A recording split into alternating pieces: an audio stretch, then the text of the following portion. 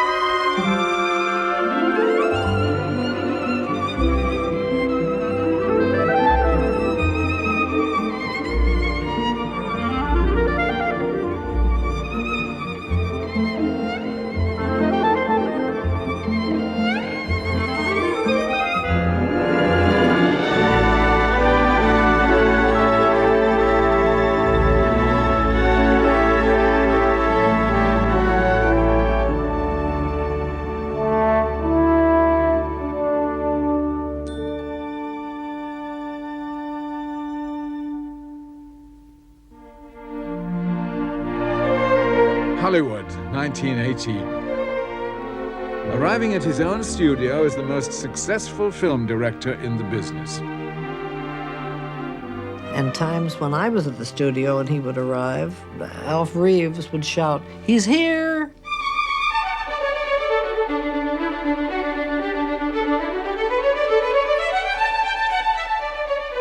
And I think that's the only time I ever heard that, in the theater, among show people, or on sets, film sets, or anything. He's here. Like the prince has arrived.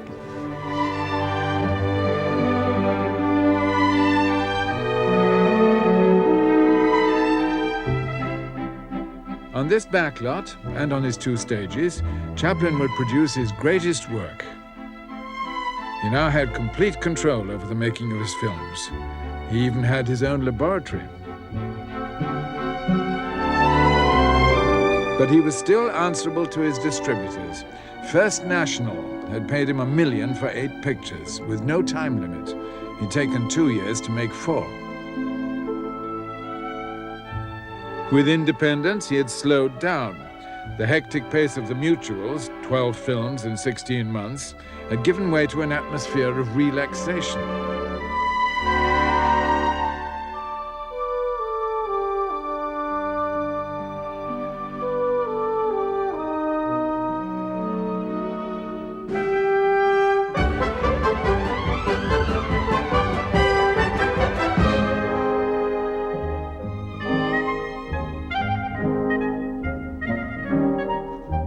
Rehearsing with the company, who would stay with Chaplin for years.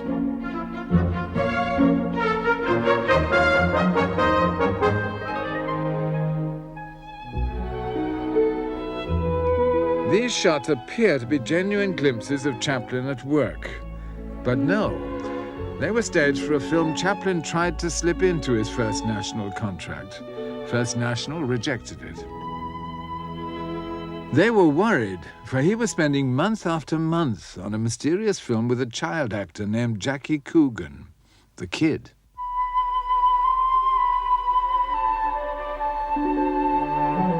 Slate 1775, the only fragment of the rushes to survive.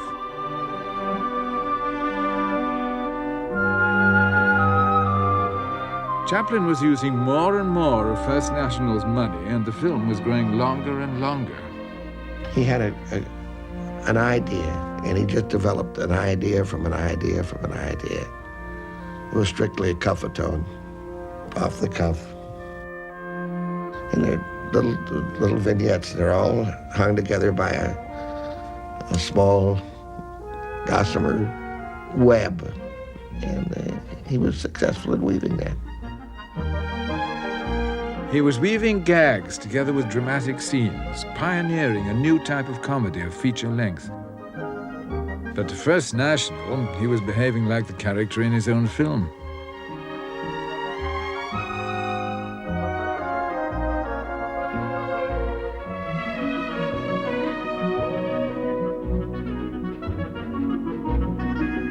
Here we are into a big production. It's going to be 6 reels. It's already taken 5-6 months. And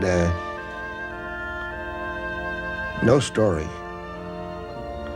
Just little bits of a story. And with only Chaplin there to solve what the key to the story is.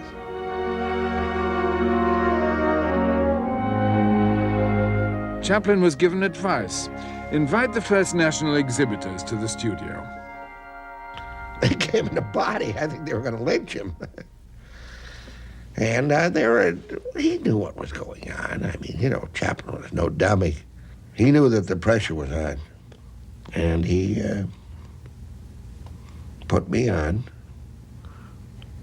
to divert their wrath. And we got him wound up with a whole bunch of stuff that I did with Chaplin. We had little bits that he had taught me, and I did a dance, I did the shimmy, stuff from the old act that these fellas had never seen before.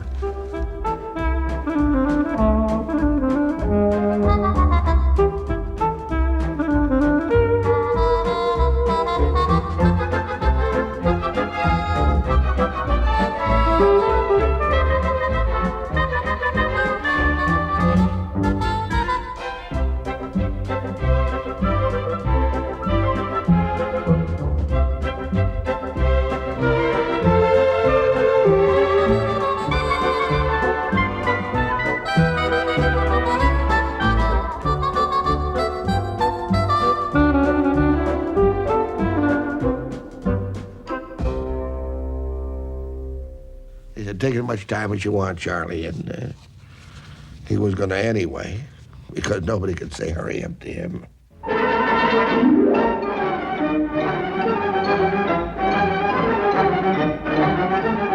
Chaplin's independence was safe.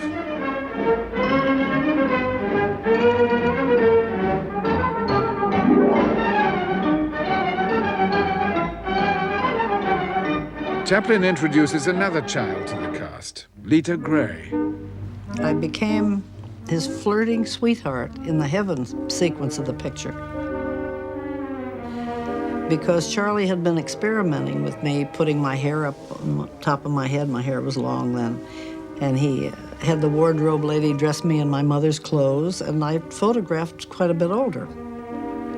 So he said, I think we can use her as the angel. That was in the second half of the picture. The tramp falls asleep on the doorstep after he's looked for the boy. The child is taken away from him. And he wakes up and thinks that the street is heaven and everybody has wings, and it was very pretty. And I come around the corner, sticking a very skinny leg out, I remember, in a flirtatious kind of way.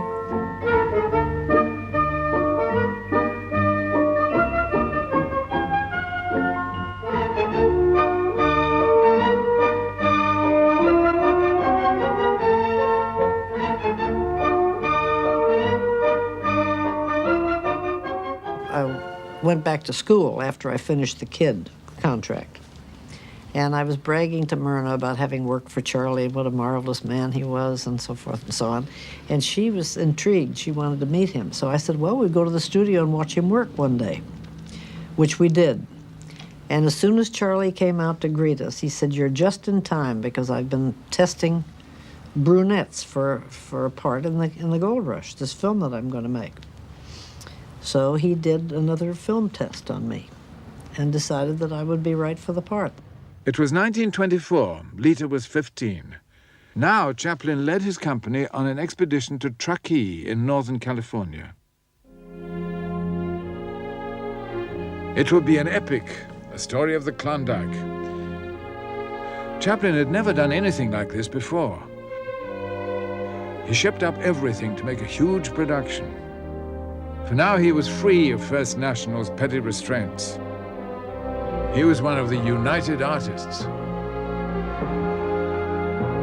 He told Lita he wanted this to be his greatest film. Besides the animals, Chaplin brought virtually his entire crew, together with an Alaskan veteran. Sid Grauman, who owned the famous Grauman's Chinese theater here at that time, came down to the train to say goodbye to us, and Charlie held him on the train. He didn't have a toothbrush or a change of clothes or anything. And he went all the way to Truckee with us and stayed the whole trip. Outside Truckee, there was nothing. The first task was to build the Gold Rush Village at the foot of Summit Mountain.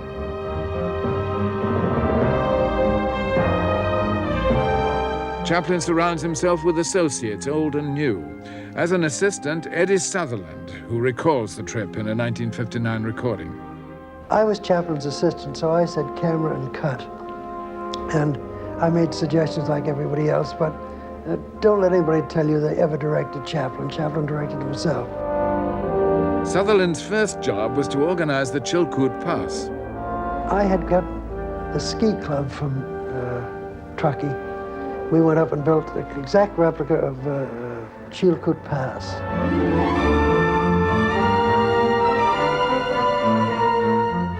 We sent down to Sacramento. We brought these 1,100 men from Sacramento, all tramps from the Yolo jungle. They arrived, we had them on the road at 6 o'clock, and we shot Chilkoot Pass all in one day, the entire thing of the guys going over the hill. And Charlie turned to me and said, "Eddie, that's the greatest executive feat I've ever seen in my life."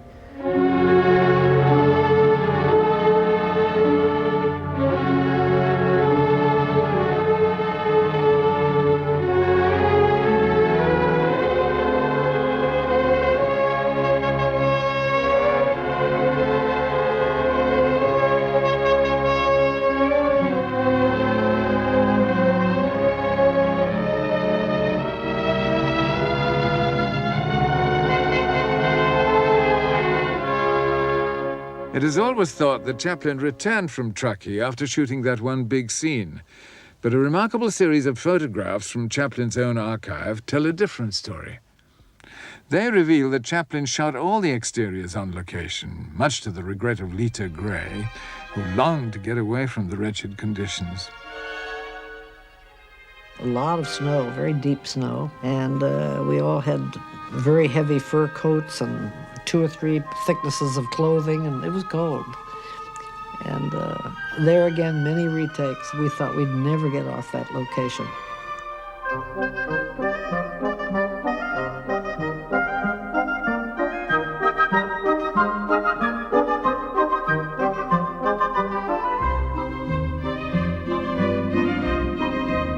The crew carried cameras and reflectors high into the mountains to shoot scenes like this one. Charlie, lost, starving, finding a miner's grave.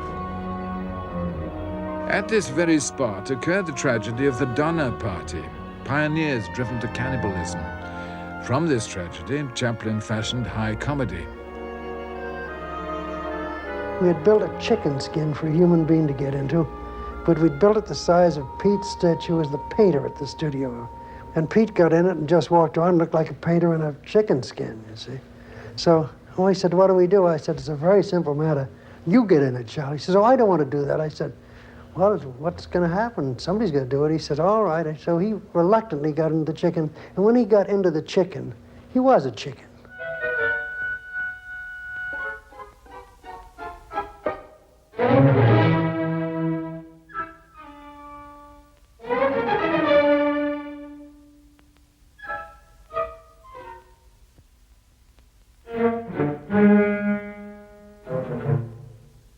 In the film, the starving Max Wayne only chases Charlie around the hut.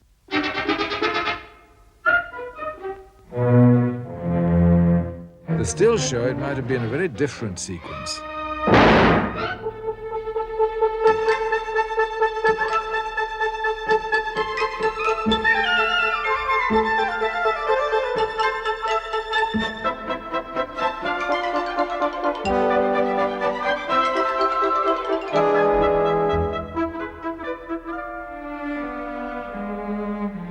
But Chaplin discarded it all.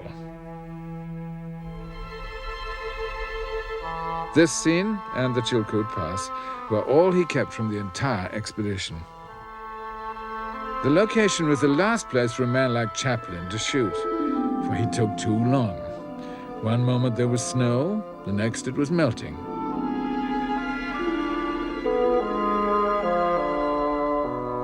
There was only one thing to do, shoot it all in the studio.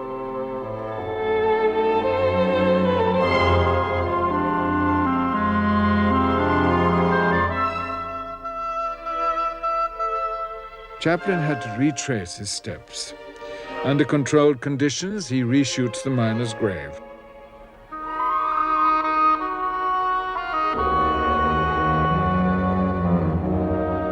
On the back lot of his studio, he rebuilt the Gold Rush village with artificial snow made from rock salt.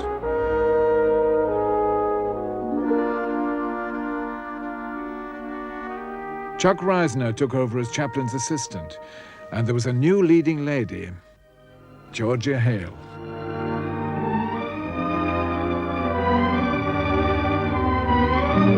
Lita Gray, now Chaplin's wife, was pregnant. There was no hope of her playing the part. Once again, Chaplin had to start from scratch. It was something he'd often done before, but never at so enormous a cost. He didn't care how much money he spent. When it come to making a picture, if it took 5 years, he wanted it as perfect as he could get it.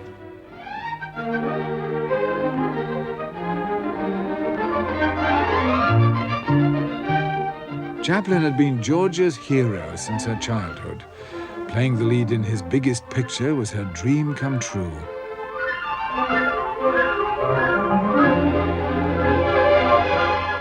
He could make anyone do a scene. He did it, he felt it. He really did it himself. He acted himself. He acted the scene out for you, including every flicker of the eye. He just felt it, gave it to you, and instilled it into you so that you just had to give a terrific performance.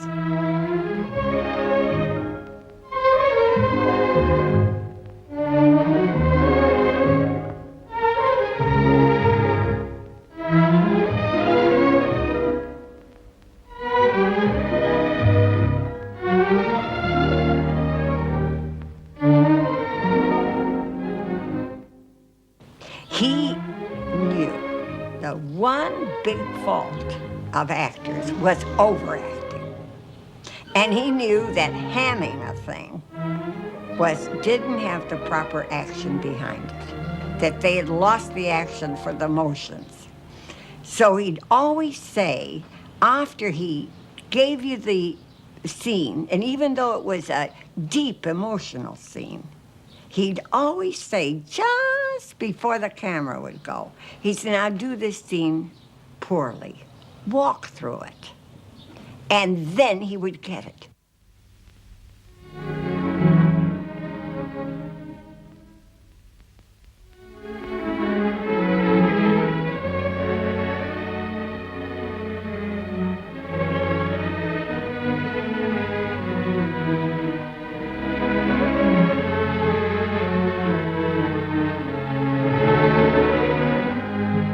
I didn't want him to kiss me. The scene called for him to take me in his arms and give me a good big kiss.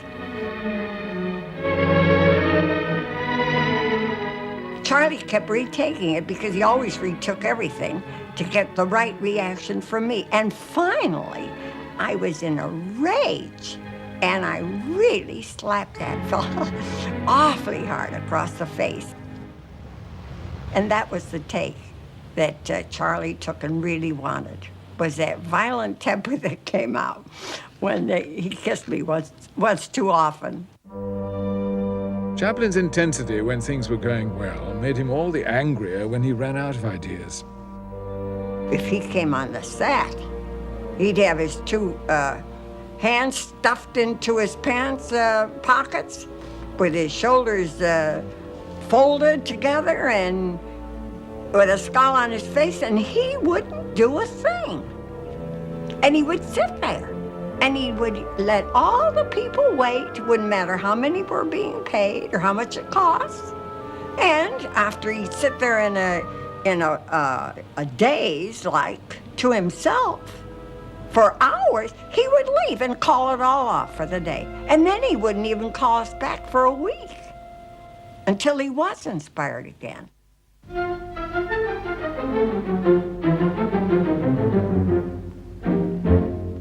Perhaps the most inspired scene was this one.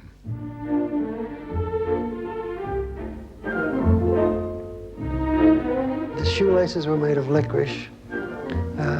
The shoes were made of licorice. The nails were made of some kind of candy. We shot and shot and shot that, too.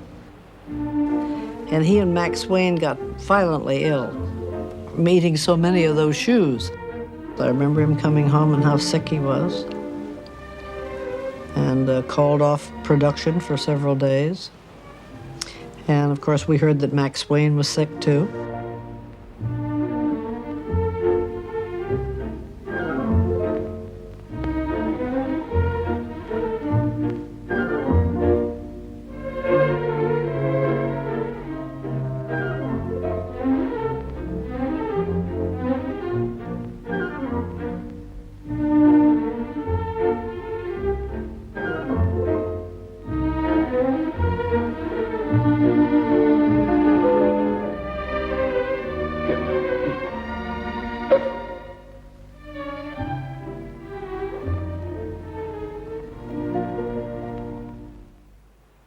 Chaplin shot the final scenes aboard ship. Charlie has struck it rich in the Klondike. Now he meets Georgia again. Georgia Hale had fallen in love with Chaplin long before she met him, with his image on the screen. But he was married to Lita Gray. The marriage foundered right at the end of the picture.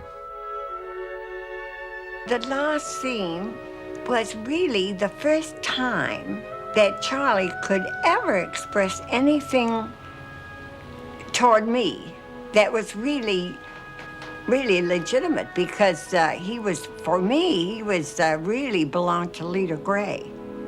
And so there was absolutely a wall between us. We were very impersonal, but during the scene, he had a legitimate chance to express what he evidently had been feeling, and that was an affection for me.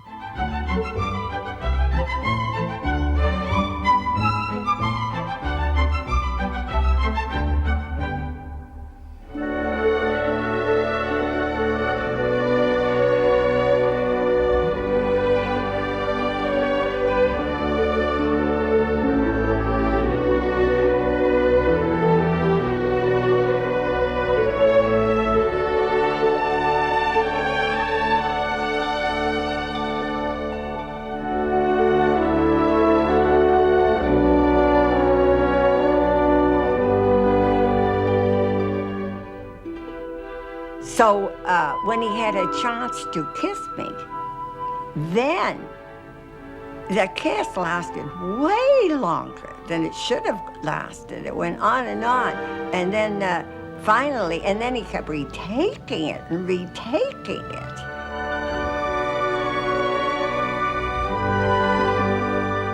Then I was quite sure that his feeling for me was more than just a director for a leading lady.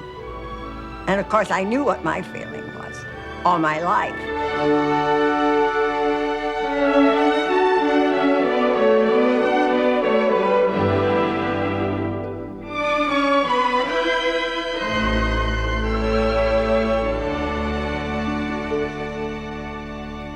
When Chaplin reissued the film in 1942, he spoke the narration himself, and he made a significant alteration to that final scene. And the little fellow gathered himself together, and James, the valet, was told to prepare for an extra guest.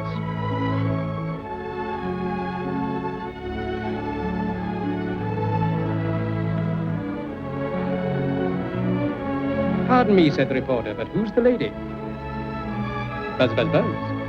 Oh, you don't say. Well, congratulations. Say, this will make a great story, and with a happy ending. And so it was, a happy ending.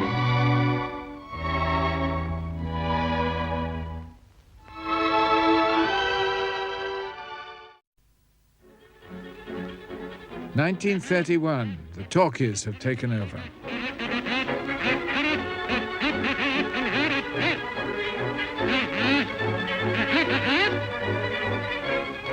Chaplin ridicules the early talkies, for he intends to continue making silent pictures, pictures like City Lights.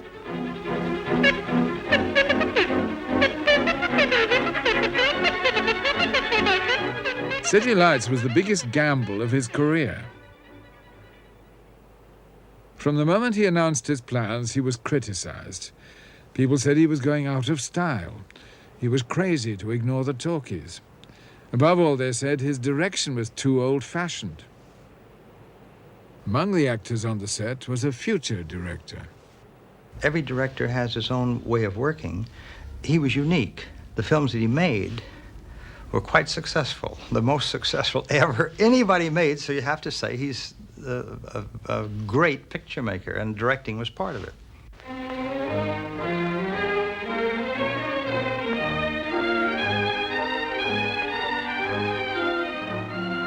He showed us what to do. He directed us by being us. And he acted every little bit, and you always felt that there was a reluctance that he couldn't be behind the camera and in front of it at the same time. One way to overcome that problem was by his old method, rehearsing on film.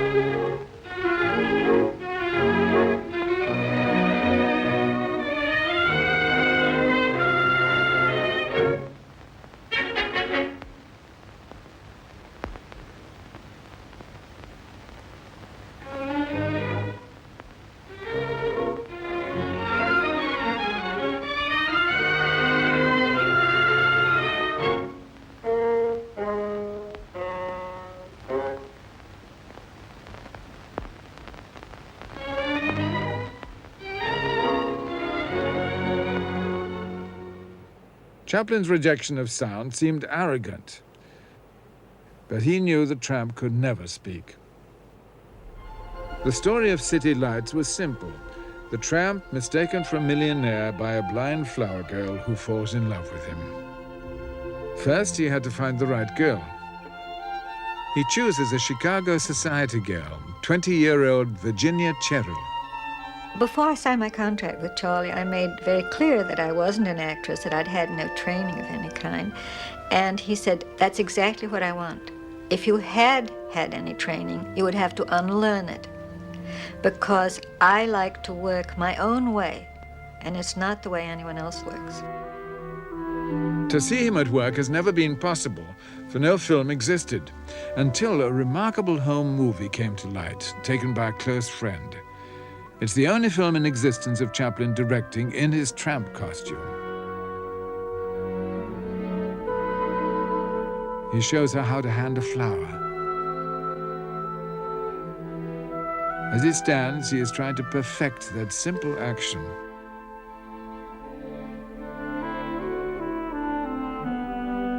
The whole story seems so simple. Yet it had to be set up in this one scene. If it failed, so would the film. So Chaplin lavished time on Virginia Cheryl. He was a great inspiration. He gave you so much of the spirit of what he was trying to get out of you.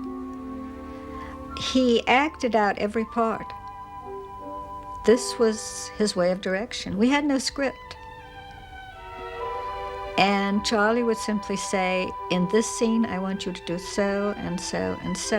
And then he would show you exactly how he wanted it done. And it sounds ridiculous, but you found yourself feeling that he was you. How could he be a blind girl? But he was. If he was handing you a flower, you had this feeling that he was that person. The flower stand scene is the first time the flower girl meets the tramp. Chaplin has placed Virginia close to a drinking fountain, but it's the chain that has caught his attention. A watch chain, perhaps? Then he selects a flower. She offers the wrong one.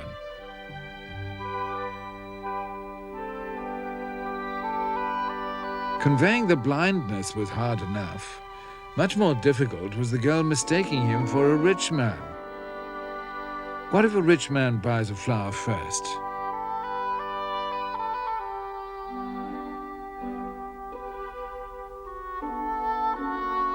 It doesn't help. He didn't care how many takes he took.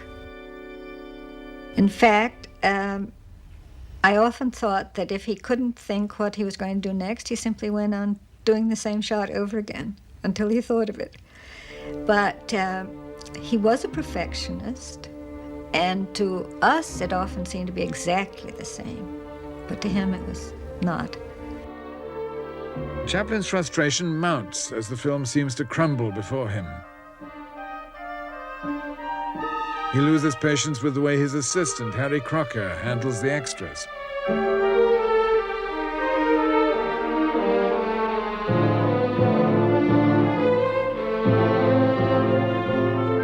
He tries another approach. Charlie rushes back and spends his last nickel on the other flower. He already has the first one in his lapel. The girl is supposed to think the rich man has come back for her.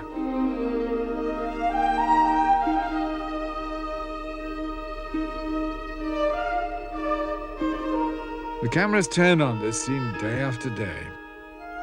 It was boring in that there was so much waiting. One waited, sometimes for hours, sometimes for days, sometimes for months, literally 3 or 4 months. And Charlie wouldn't come to the studio. The report sheets show that after 3 weeks shooting, Chaplin was taken ill. He had not solved the sequence. No shooting for over a month. But the cast is kept at the studio just in case. Nothing to do. I simply sat in my dressing room and read books, knitted, did needlepoint, and was generally bored. 83 days into the picture. No shooting on 62. April the 1st. Chaplin returns and starts again on the flower stand sequence.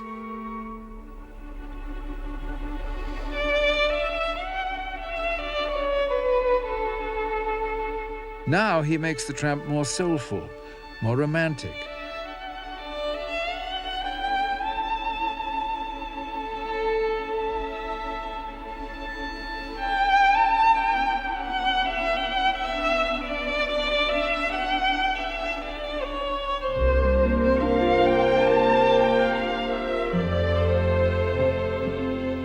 But he still can't crack the problem. He'd take it over and over and over again. And when he'd finally say, it's a take, we'd breathe a sigh of relief, and then he'd say, well, perhaps just one more time.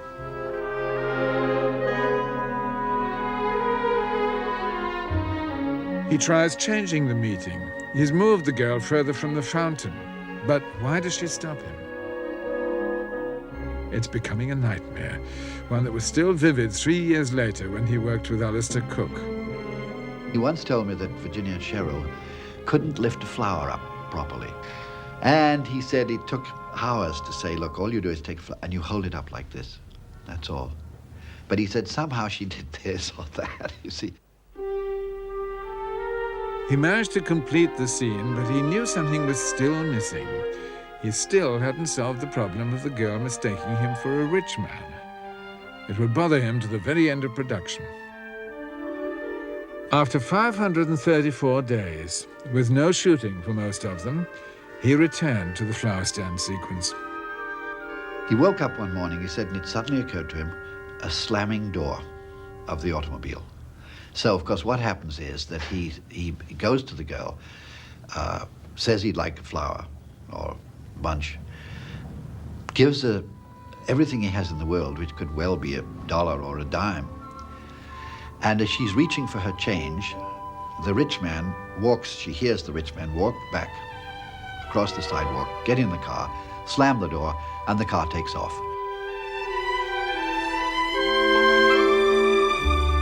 And she's about to give the change, and she says, "Oh, thank you, sir." And then Chaplin looks at her and realizes he's not going to get anything back, and turns round and tiptoes away without his change.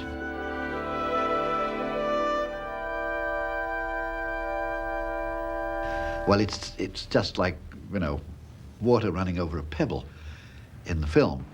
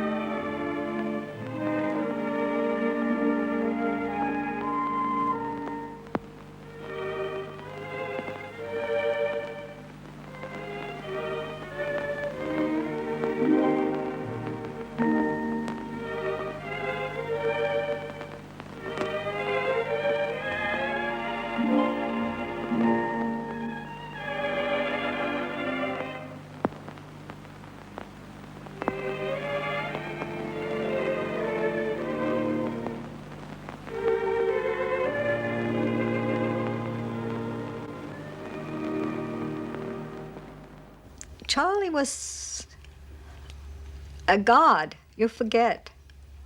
Everyone forgets that in this studio he was the only person whose opinion mattered in any way. All the pressures were on him. Talkies had taken over completely. He had to fire a leading actor and reshoot all his scenes. And always he had to cope with Virginia's inexperience.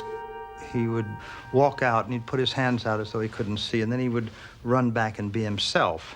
Then he would be the background action. He would say, these people are crossing like this, and you must, and he did everything. And he was a dervish.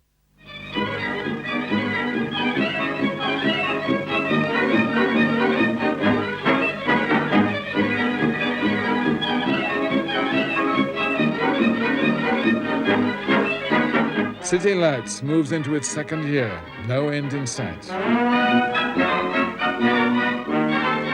Visitors to the studio could be a welcome diversion. If there were stars present, he had to be the most important star. But Charlie was always acting. He was always on. Winston Churchill poses self-consciously on the City Lights set. And Chaplin seems stuck for an idea to bring the visit to life.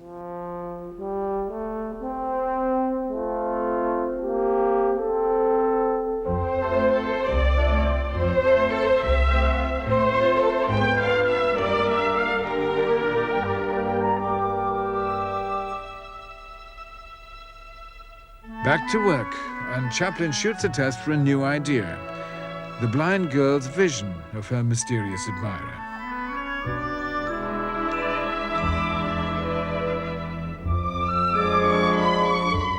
"4,337 slates in, he abandons the prince and returns to the simplicity of his story. This scene shows Charlie's farewell. He has given her the money to have her sight restored. He knows he will go to prison and never see her again.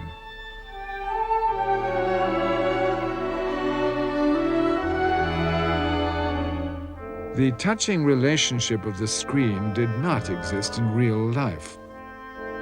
I don't think Charlie really liked me very much. I don't know why. I liked him. I was very impressed with him. But we had almost no social contact of any kind. I was never invited to his house because he didn't entertain very much. But when he did entertain, I was never invited. I had my own life. I think perhaps I had been married and divorced, and perhaps I was more sophisticated than he saw me. Perhaps he saw me as the blind girl and not as me, and for this reason didn't like me. She had the scene, the last part of the picture, where she realizes it's him, and she feels and gives him the flower, and well, it's a heartbreaking moment. It's a magnificent moment in the picture. And she said to him just before they did the take, do you think I might get off a little early today because I have to go to the hairdresser's. I'm going to a party tonight. And he went crazy. Charlie fired me in the middle of the film. I was late coming back, probably from lunch, and he was kept waiting, which was not allowed. So he said I was spoiled and I obviously shouldn't be in films, and I was fired. The star of the gold rush was brought in. She was not really an actress. And he simply fought all the way to get her to do the scenes and never felt that he was getting them. But when it came to the final scene, the dramatic scene, where she realizes that after she has her sight, that he was the one who was her benefactor, and she feels his hand and realizes this is the chap that did all these things for her. He did reshoot that scene with me.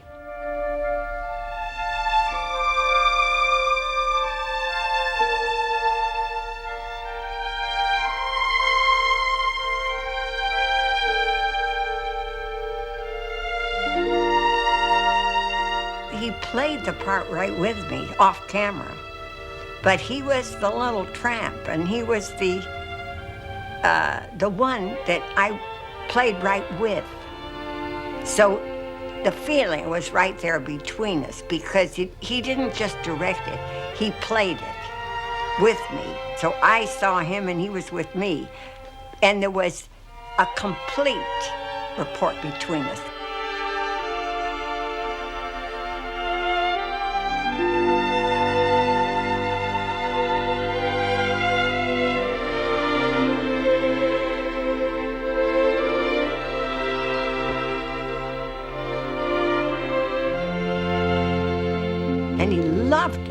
said, I'm going to redo all of City Lights with you, just the way I did the Gold Rush.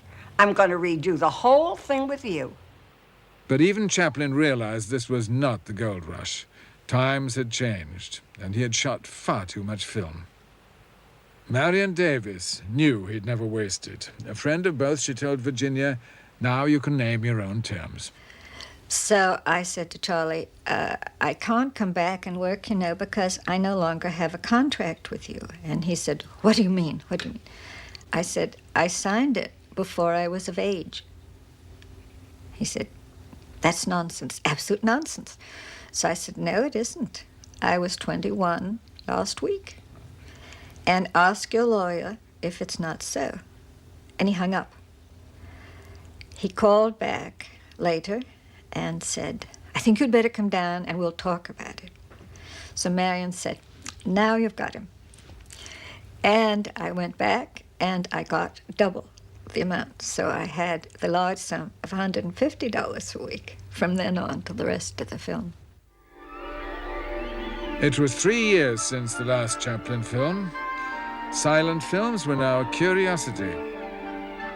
Yet at the opening, a crowd of 25,000 caused a near riot. Chaplin's future rested on this film, for which he'd even written the music. He was extremely nervous. All the way down, he kept saying, I don't care if it's a failure or a success. And what is fame? Well, I don't care a bit about fame or being popular or accepted. And he kept raving on about convincing himself that he just didn't care about how the evening went. It wasn't going to affect him one way or the other. And then we get to the theater. And at the end of the picture, they all stand in acclamation, just applauding him until it reverberated with noise, whistling and everything. And then he admitted, like a little baby, I do love the public. I've got to have acclaim. I've got to be accepted by people. And he was himself. He admitted that he needed the applause of the world. He lived on it. He loved it. Charlie has served his sentence, but all he has endured is about to be rewarded. Thanks to him, the girl's sight has been restored. She works in a flower shop, wondering when her benefactor will call and what he will look like.